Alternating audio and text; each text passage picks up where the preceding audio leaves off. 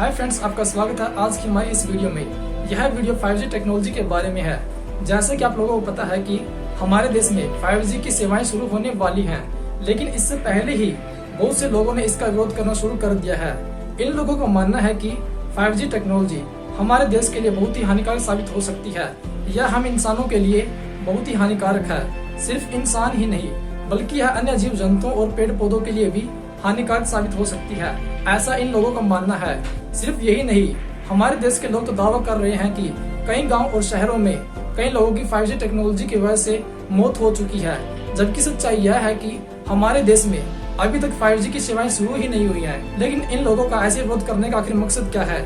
ये लोग क्या चाहते हैं कि हमारे देश में 5G टेक्नोलॉजी ना आए? इसके पीछे क्या राजनीति है और इसके पीछे कौन सा मकसद ये पूरा करना चाहते हैं? मैं आपको बताना चाहता हूँ कि इस समय दुनिया के 61 से ज्यादा देशों में 5G की सेवाएं शुरू हो चुकी हैं और 500 से ज्यादा शहरों में इन सेवाओं को चालू किया जा चुका है। लेकिन इन शहरों से किसी भी इंसान के मरने की खबर नहीं आई है, जबकि हमारे देश में इसका ट्रायल भी शुरू नहीं हुआ है। उससे पहले ही कई गाँव से खबरें आ रही है कि किसी टावर को या तो जला दिया गया हो या उसमें तोड़फोड़ की गई हो, क्योंकि उनका मानना था कि उस टावर की वजह से उनके गाँव में बहुत से लोगों की जान जा चुकी है। ऐसा ही एक किस्सा हरियाणा के गाँव में हुआ, जहां पर लोगों ने एक टावर को जला दिया, क्योंकि उन लोगों का कहना था कि 70 से ज्यादा मौत 5G टेक्नोलॉजी की वजह से हुई है। उनका मानना था कि उस टावर से खतरनाक रेडिएशन निकल रहा था, जिसकी वजह से बहुत से लोगों को हार्ट अटैक आया और 70 से ज्यादा लोगों की मौत सिर्फ उनके ही गाँव में हुई। लेकिन दोस्तों, क्या इस बात में कोई सच्चाई है? मैं आपको बताना चाहता हूँ कि जिन 61 देशों में 5G की सेवाएं शुरू हुई हैं, उन देशों में ऐसी कोई भी खबर नहीं आई। हमारे देश के लोग आखिर चाहते क्या हैं? वैसे तो हम विरोध करते हैं कि हमारी सरकार कुछ नहीं कर रही, लेकिन जब भी कोई नई टेक्नोलॉजी हमारे देश में आती है तो हम उसका विरोध करना शुरू कर देते हैं। हमारी सोच क्या है? क्या हम दुनिया के साथ कदम से कदम मिलाकर नहीं चलना चाहते? क्या हम नहीं चाहते दुनिया की बेहतरीन टेक्नोलॉजी सबसे पहले हमारे देश में आए, हमारा देश सबसे टेक्नोलॉजी में आगे हो?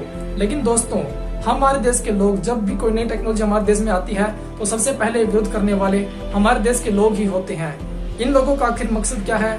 क्या ये नहीं चाहते कि हमारा देश दुनिया में सबसे आगे टेक्नोलॉजी में जाए और हमारा देश भी दुनिया से कदम मिलाकर चले?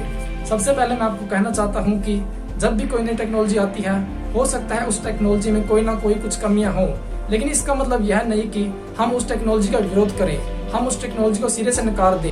कोई भी जब नई टेक्नोलॉजी आएगी उसकी जांच पड़ताल की जाएगी और उसमें थोड़ी बहुत जो कमियां होंगी उसको भी सुधार लिया जाएगा। लेकिन दोस्तों, इसका मतलब यह नहीं कि हम किसी भी टेक्नोलॉजी को सिरे से नकार दें। ऐसी वीडियो बनाकर डर फैलाया गया कि कोरोना का टीका मत लगवाइए, क्योंकि यह बहुत ही हानिकारक है। इससे बहुत से लोगों की जान जा चुकी है। यह टीका नहीं लगवाना चाहिए। लोगों के मन में ऐसा डर बिठाया गया कि जब भी कोई टीमें लोगों को टीका लगवाने के लिए किसी गाँव में पहुंची तो उनका बहुत ज्यादा विरोध किया गया, उनको गाँव से भगा दिया गया। तो मेरा कहने का मतलब सिर्फ यही है कि हमारे देश में इतनी अज्ञानता है और लोगों की सोच समझ इतनी कम है कि वो जरा सा भी नहीं सोच सकते। क्योंकि जो भी कोई टेक्नोलॉजी या कोई जो भी इंजेक्शन कोरोना का हमारे देश में आया है, पहले उस इंजेक्शन का बहुत सारे देशों में सफल परीक्षण हो चुका है, बहुत से लोगों को लगाया जा चुका है। जो चीज हमारे देश में पहुंची है वो बहुत ही बाद में आई है, लेकिन उससे पहले बहुत से लोगों को यह इंजेक्शन लगाकर देखा गया। उसके बाद हमारे देश के लोगों को यह इंजेक्शन दिया जा रहा है। जब हम कोई भी अच्छा काम करने जाते हैं तो हमारे देश में बहुत से लोग इसका विरोध करना शुरू कर देते हैं। ये लोग नहीं चाहते कि हमारा देश आगे बढ़े, क्योंकि मैं आपको बताना चाहता हूँ कि इस वक्त हमारा देश टेक्नोलॉजी में सबसे पीछे है। दुनिया के छोटे छोटे देश जैसे Israel, Singapore, Malaysia, south Korea, Israel, ये देश हमसे टेक्नोलॉजी में इतना आगे पहुंच गए हैं क्योंकि ये लोग टेक्नोलॉजी की वैल्यू को समझते हैं।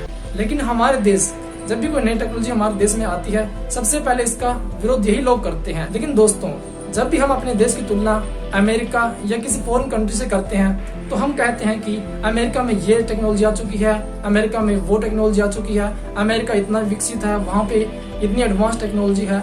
लेकिन जब यही टेक्नोलॉजी हम अपने देश में लेकर आते हैं तो बहुत से लोग हमारे देश में इनका विरोध करना शुरू कर देते हैं। इन लोगों की सोच क्या है?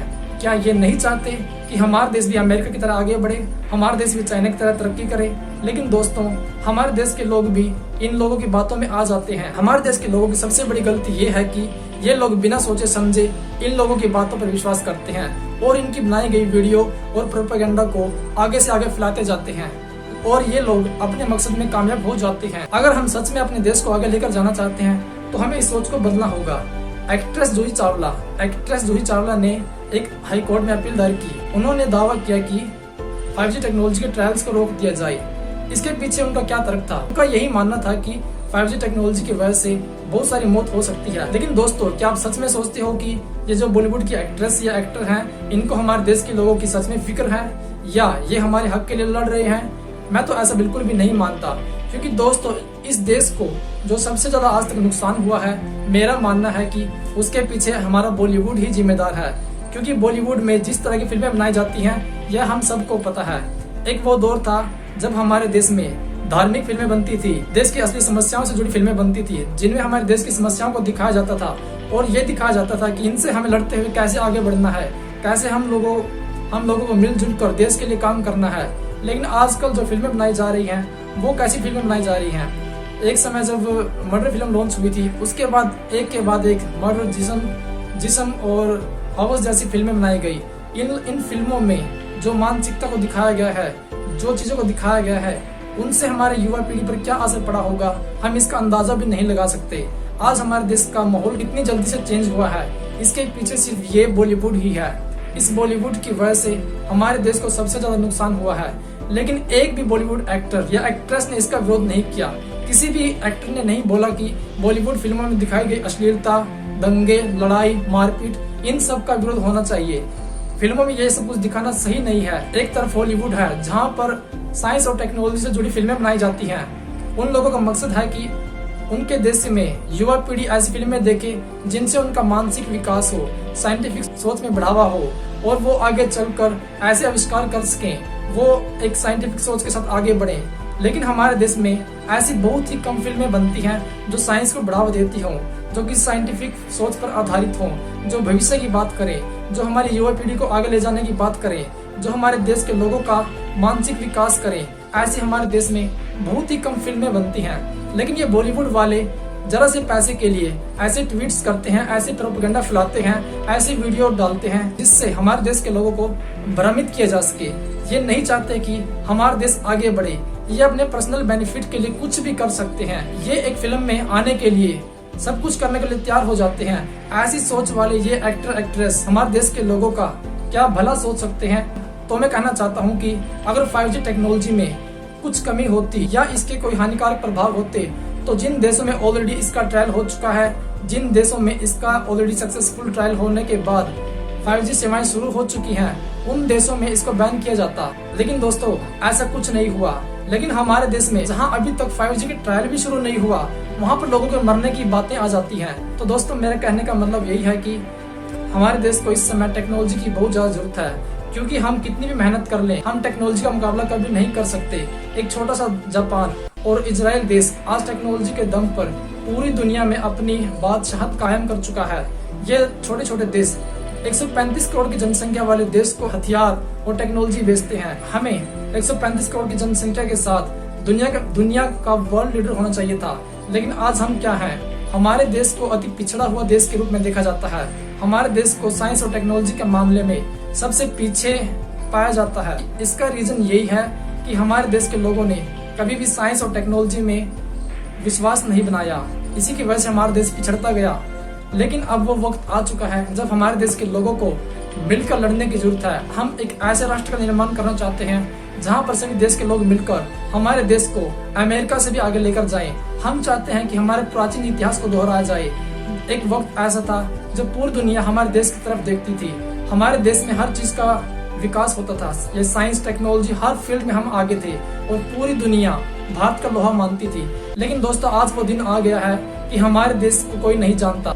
वैसे तो हमारे देश की जनसंख्या 135 करोड़ है, लेकिन जब साइंस में नोबेल प्राइज जीतने की बात आती है तो हमारे देश का कोई भी साइंटिस्ट या वैज्ञानिक नोबेल प्राइज नहीं जीतता। ये कितने दुख की बात है कि जिस देश में इतनी बड़ी जनसंख्या होने के बाद भी और हम साइंस में इतना पीछे हैं कि हम एक नोबेल प्राइज तक नहीं जीत सकते। यह हमारे लिए बहुत ही दुख की बात है। लेकिन हमें इस ट्रेंड को बदलना है। हम अपने देश को आगे लेकर जाना चाहते हैं। हमें आप जैसे लोगों की जरूरत है। हम चाहते हैं कि आप सब मिलकर आए और जो ऐसा प्रोपेगेंडा फैलाते हैं उन लोगों का विरोध करें। तो दोस्तों आज की वीडियो में बस इतना ही। मैं लास्ट में बस इतना कहना चाहता हूँ कि साइंस और टेक्नोलॉजी में बढ़ावा देने के लिए हमारी वीडियो को ज्यादा से ज्यादा शेयर करें और लोगों के अंधविश्वास को दूर करने के लिए ऐसी वीडियो फैलाएं जिससे साइंस को बढ़ावा मिले, ना कि ऐसी वीडियो फैलाएं जिससे हमारे देश के लोग भ्रमित हों और अंधविश्वास को बढ़ावा मिले। तो थैंक यू दोस्तों, आज की वीडियो में बस इतना ही। मैं आपके लिए ऐसे ही वीडियोज लेकर आता रहूंगा।